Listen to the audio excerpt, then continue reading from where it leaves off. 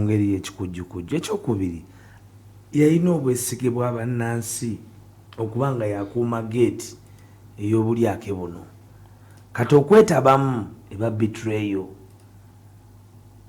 kuba nkulya mu banna olukwe tekirina kirala kyonna. Mbadde n'ekibuuzo muli mutima ekigamba nti bw'abanga Mpuuga alinako ebirungi bye yakolera ekibiina lwaki temutta ku bigere ne muwulumba? Tekiriiko kirungi, tewaliwo kirungi, era ebigere byattibwa ne kigamba nti kifo ky'okubonerezebwa zeeyo miliyoni 5. N'agaana we tuli yetondere bannayuganda amaanyi ameemanyi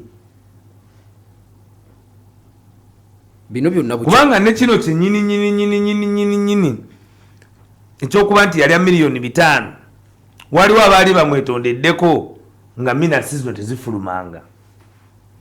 Kadi mweko nkafuna bulungi yandibadde musajja mukulu kubanga ne kino kyennyini ekimusaba okwetonda waliwo abaali bamwetondeddeko olw'okuba minati zaali tezinafuluma ekyokulya miliyoni 5 kati abe musajja mukulu nti oba bali bakkiriza nti obujulizi bwali tebufuluma nga bwebufulumye kati nga kati naye akkiriza nti zaali zimugwanidde aveeyo yetondere bannansi. Bw'abanga kituufu omusajja mukulu wa mazima bw'aba wa mazima nga yali abaddeko mu lukiiko ne yeegaana olw'obujulizi okubulawo ng'olwaliro obujulizi we buli nga ye mwennyini akkiriza kubanga ekyokuba nti yatwala ssente akikkiriza. Abantu bonna bannyonnyodde, Miriam Matemba annyonnyodde, Mulika annyonnyodde, Ssemogerere Mulwanyamuli annyonnyodde, Israeli Mayenga annyonnyodde, Uganda Law Council taputa era etwala abalooya bonna mu Uganda ennyonnyodde era ewandiisa ebbaluwa. Waliwo rulingi y'omusango gwa Supreme Court ogw'abalamuzi ku kintu ky'okwegabanya ssente mu nkola eno. Ye mwennyini mwami Mpuuga okalyadda kaddadda yeerabidde bwerabizi bigambo byayogera ku Doris Akolo, yeerabidde bigambo byayogera ku Nabbanja ku nsonga y'amabaati, ye yennyini Mathias, ye yennyini gundi yani Anita Amongo mukwano gwa Mpuuga. Simanyi basomesanga bonna, simanyi basomanga bonna, simanyi bonna nga babadde bajja babiteekawo ebigambo byonna eby'obuyaayi ebyobukuusa. Akimanyi bulungi nnyo ebigambo bye bayogera ku solicitation ku ssente ba Doris Akolo ze baali babawa. Their precedents amaloboozi gamala agabadde googedde nti omuntu ekyandibadde ekyobugunjufu kwe kuvaayo ne weetondera bannayuganda n'olema okuba omukalukalu tajja busera nti bumwokya matama nti butuse wembwagala awe buyise wennyini wembaire ndi kubwenda naye nga bukoze eki kino kyakwekaza ate oswala buli bwojja kubanga nebyoyogera byennyini tebifaanagana. Tewali yagobye mu kibiina. Ensonga eri simple, zaayo miliyoni 5 weetondere bannayuganda. Kati bino ebirala byonna byoyogera is obiter dictum nga kiri ekituufu tonnaba kukikola. Sooka okole ekituufu. Bukya bino bibaawo oba kanyola bikya bino kano kabaawo. Tewali kanyola bikya era tewali alwanagana naye.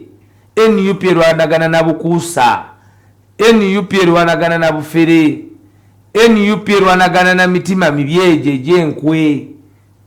Tewaliwo olutalo luliwo lwonna. It is the act of betrayal, of treachery, the highest level of treachery Mpuuga gye yakola. Bano nga bali mu lutalo mutambula nabo nga godde mabega bo baloopa.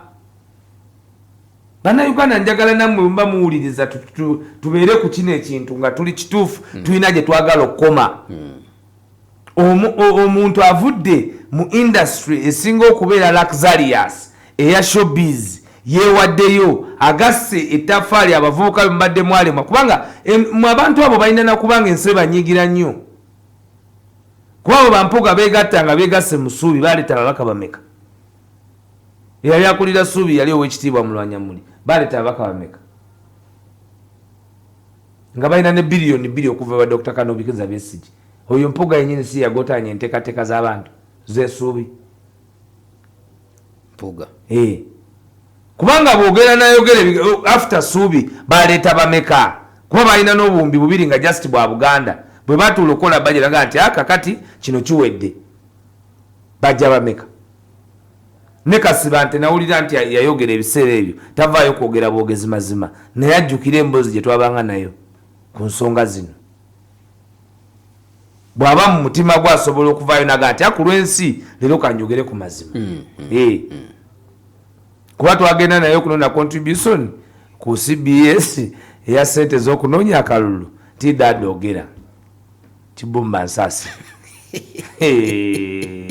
twayola muyole ng'ab'emizindalo tebagenda kuteekako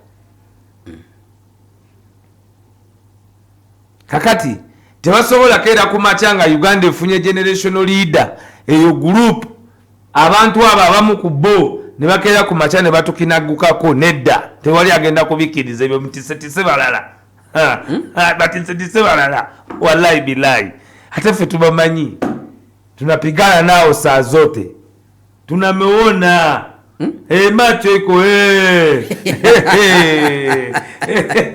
ile macho ya vita tunaleta ile macho ya vita dakika zinayoyoma balimba bali ate tukyali ku njegere tannatuta abamu ofiisi oddo mweno eyamba ensonga nyingi nnyo naye yanyuma kubanga ne gloves sambadde kuba katukyali mu gloves tunaba kumala kibiina kirina position nyingi zekirina okukola ate nange mwenyini tako nzikola ntya kubanga pate position oli deputy president ekiseera kijja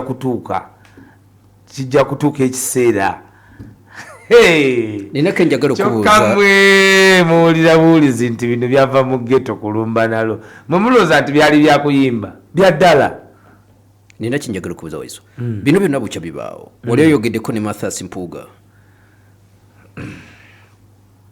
yanonyako ng'ayita mu muntu yanonyako ng'ayita mu muntu waliwo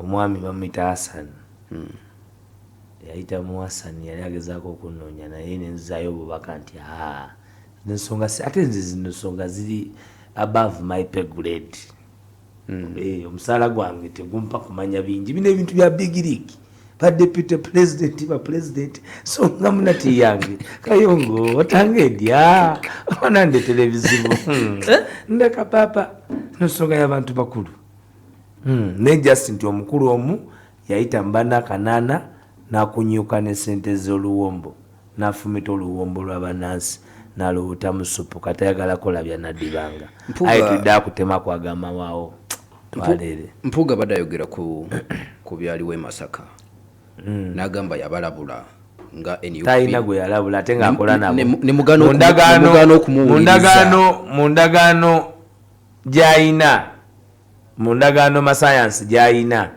ebigambo bya Jjajja Maria mu ndagaano y'amasayansi gy'ayina ne Jjajja erimu okuba ng'alina access eri poliisi mu ddakiika yonna mu budde bwonna ku ssaawa yonna n'ogikozesa okutulugunya bana NUP endagaano mwerimu eri gundi muziri minutes tokimanyi 5 byokka si bye biri myasaba n'obukuumi bwa poliisi person to holder Mathas Mpuuga alifa nga asobola okukubira DPC yonna naye lwaki Mpuuga alowooza nti Museveni agenda fiira ku bukulembeze kuba endagaano zino zonna zaligeziga nti Jjajja ye agenda kuba nga talivaawo just endagaano ene yatwala 5 teyaliko ndagaano kupatana 5 byokka kwaliko n'okupatana obukuumi bw'abasirikale ba Uganda Police wonna wabeetage kati kyeneebuuza omuntu ono aba alowooza nti oli gwapatana naye wakubeerawo paka kufa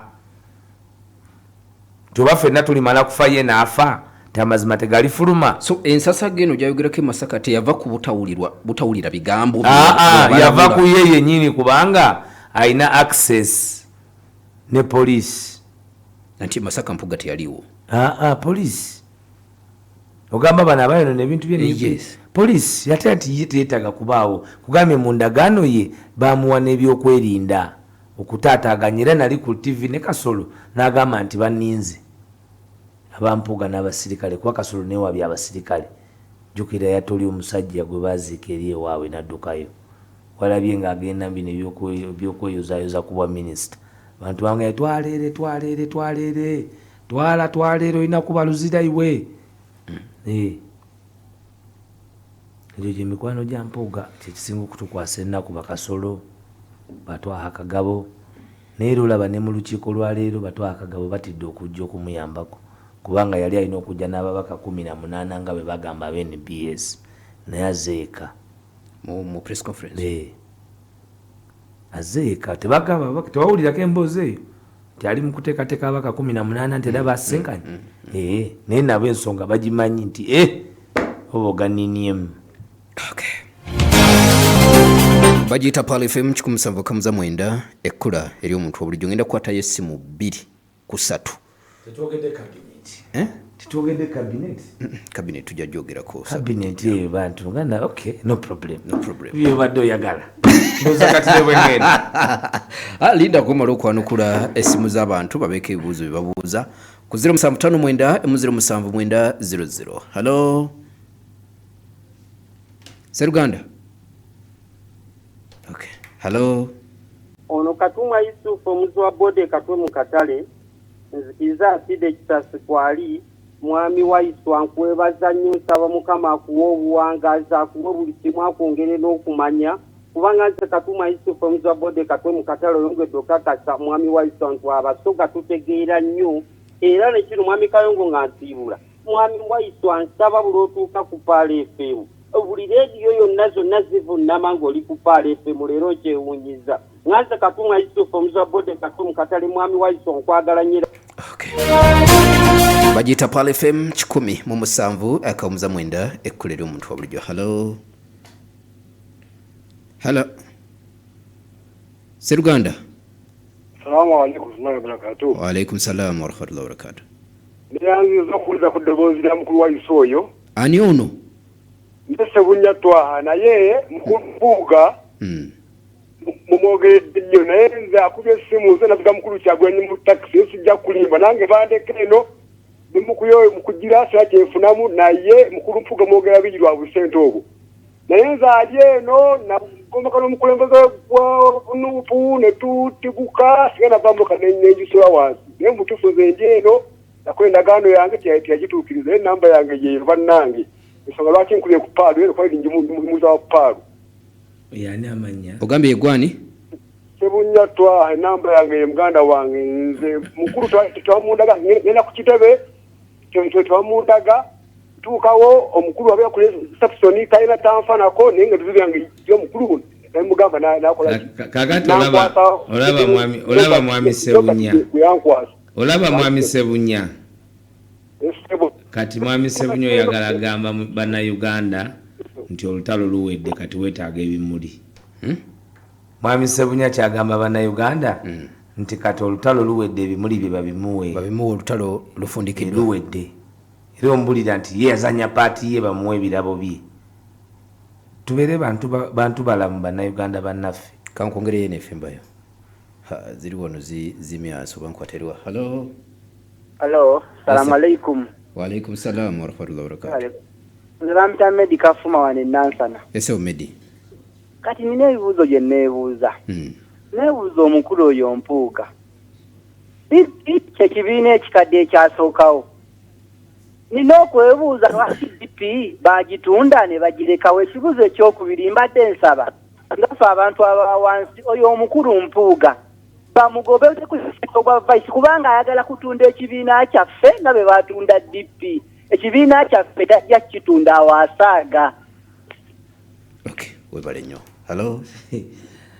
Aye kino ekibiina oba otunda otya Seruganda ate era kyekimuleetedde ebizibu kutunda pungulu naye sagamba nti nali wano negamba nti yenna atunda NUP otunda otya nenga nti oli omusambi gwe twafuna abayo n'ey'okumutima n'abayo n'ey'okulubuto kakati gwe oba otunda eriwa empiki Waiswa koti y'abantu ogiwulire koti njo egambye nti agende mu fuuti ki amusindise mu fuuti ki Mpuuga zaayo sente abantu abo bagenda kulimba bagenda kusudiya naye bannayuganda banyiivu gy'oli abayivu be baleeta embeera eno kubanga mu bayivu wandibadde wanyonyola n'owangula naye be bakuliko ennyo eno wansi just okuwulira nti gwe wakwata oluseke n'olufumita mu luwombo lw'abannansi n'odduka ne miliyoni 5 n'oyambako nekyemaliro okudduka n'akawumbi kamu ne miliyoni 2 okuva ku olwo ssente z'omuwa omusolo. Ensonga lwaki amagye gagenda e Congo